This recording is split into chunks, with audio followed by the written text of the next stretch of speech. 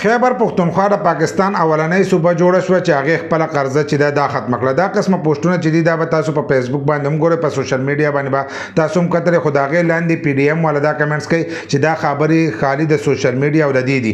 خو که تاسو 3-4 میاشتې وروسته لاړ شئ نو په هغې کې به تاسو دا خبرې هم اورېدلې د دغې کسانو نه چې زموږ د صوبې سره چې دی د تنخواګانو روپۍ نشته، خو 3-4 میاشتې چې دی هغه هم وتلې چې د دې میاشتې نشته، د دې نشته، په هره میاشت کې دا خبرې کوي. دا زموږ په خوا کې هم دي او ستاسو په خوا کې به هم دغه کسان دي. نو دغه کسان چې دی خالي دغه خبرې کولی شي، ځینې به پکې دا خبرې هم کولی چې زموږ صوبه چې دا قرضدارې ده. نو که تاسو وګورئ وفاق هم زموږ قرضداره دی. لکه په یو کس باندې ستا 10,000 روپۍ دی او هغه تاله 15,000 روپۍ درکړي، نو هغه تا ته دا نشي ویلی چې ته زما قرضدار یې، ځکه چې 15,000 روپۍ بیا هم ستا هغه قرضداره دی. دغه شانتې وفاق زموږ قرضدار دی، خو دوی بیا هم قرضه ختمه کړې او بیا ورته هم هغه روپۍ شته. اوس هغو دا وینا کړې زموږ سره د 3 میاشتو د ایډوانس روپۍ چې دي دا هم پرتې دي. بل لا ځینې کسان وایي عمران خان کړي څه دي، د هغه یو کار چې درته زه وایم سیاحت کارډ چې په دې باندې د ډېرو غریبانانو چې دی کار شوی داسې هغه ډېر کارونه کړي دي، ډېر کارونه یې کړي دي. خو په سیاحت کارډ باندې چې د دنیا شوی ځینې کسان وایي په دې کې کرپشن کېږي، دا نور د داسې د کرپشن یو شی راوکاږي، خو چې عوامو ته په هغې کې څه نه څه سهولت وي.